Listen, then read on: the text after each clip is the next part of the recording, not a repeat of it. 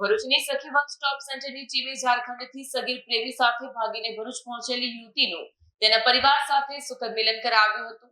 ઝારખંડથી ભરૂચ આવેલા પરિવારને વહાલસોઈ પુત્રી સલામત મળી આવતા સેન્ટરનો આભાર માન્યો. મળતી માહિતી મુજબ ઝારખંડની આ યુવતીને 6 મહિના પહેલા સોશિયલ મીડિયા મારફતે એક મુસ્લિમ સગીર યુવક સાથે મિત્રતા થઈ હતી.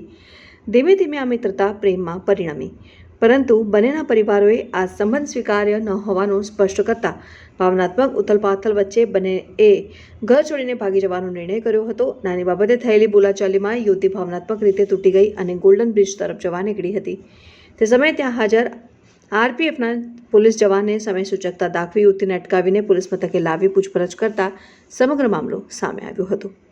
પોલીસ દ્વારા 181 અભિયાન મહિલા હેલ્પલાઇન મારફતે યુવતીને સખી વન સ્ટોપ સેન્ટર ખાતે મોકલવામાં આવી હતી. આ સેન્ટરની સંયોજિકા વૈશાલી ચાવડા અને તેમની ટીમે સંવેદનશીલ કાઉન્સેલિંગ કરીને યુવતીનો વિશ્વાસ જીત્યો હતો. કાબરૂચ પહોંચીને પોતાની વહાલસોઈ પુત્રીને સલામત જોઈ માતા પિતાની આંખોમાં આનંદના આંસુ છલકાયા. તેમણે સખી વન સ્ટોપ સેન્ટર, તેની ટીમ અને ગુજરાત પોલીસનો દિલથી આભાર વ્યક્ત કર્યો હતો. આ ઘટના ફરી એકવાર સોશિયલ મીડિયાના અંધવિશ્વાસ અને ભાવનાત્મક નિર્ણયોથી થનારા જોખમો તરફ સમાજનું ધ્યાન દોરે છે. સાથે જ મુશ્કેલીમાં મુકાયેલી દીકરીઓ માટે સખી વન સ્ટોપ સેન્ટર જેવી સંસ્થાઓ કેટલી ઘણી મહત્વની ભૂમિકા ભજવે છે તેનું જીવંત ઉદાહરણ પણ બની છે.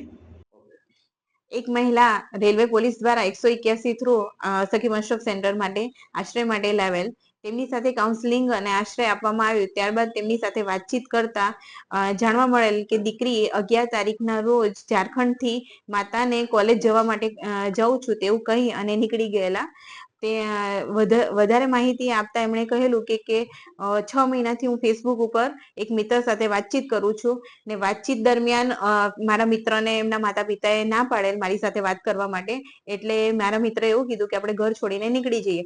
ત્યારબાદ બંને જણા એક દિવસ નક્કી કરી અને ઘર છોડીને નીકળી ગયા. દીકરી પાસે 1500 રૂપિયા ફીસ માટે લીધેલા હતા અને દીકરાએ જેકેટ લેવા માટે 1000 રૂપિયા લીધેલો હતો. તો બંનેના 2500 થઈ અને તે ભરૂચમાં એમને જાણ હતી કે ભરૂચ જિલ્લાની અંદર કામ માટે એમને કામ મળી રહેશે, તો બંને જણા અહીંયા કામ કરશે અને શાંતિથી રહેશે. ત્યારબાદ તે ભરૂચ આવી ગયા. ભરૂચ આવ્યા પછી તેમને રેલવે પોલીસને શંકાસ્પદ લાગેલ. બંને જણા ને આઈડી પ્રૂફ માંગેલું. આઈડી પ્રૂફમાં જોતા બંને જણા માતા પિતાને કહ્યા વગર નીકળી ગયેલા છે. તો તેમણે 181 ને કહીને સખી વન સ્ટોપ સેન્ટરમાં મોકલેલા.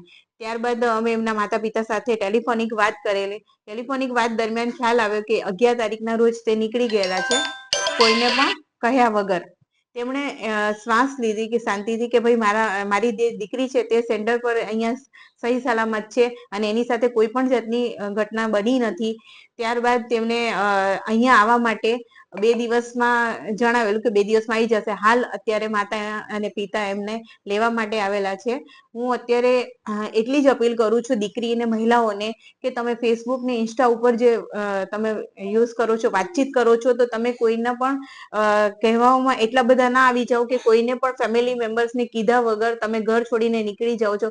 પછી તમારી સાથે એવી કોઈ પણ ઘટના બને કે ભાઈ કંઈ પણ બની શકે છે તમારી સાથે.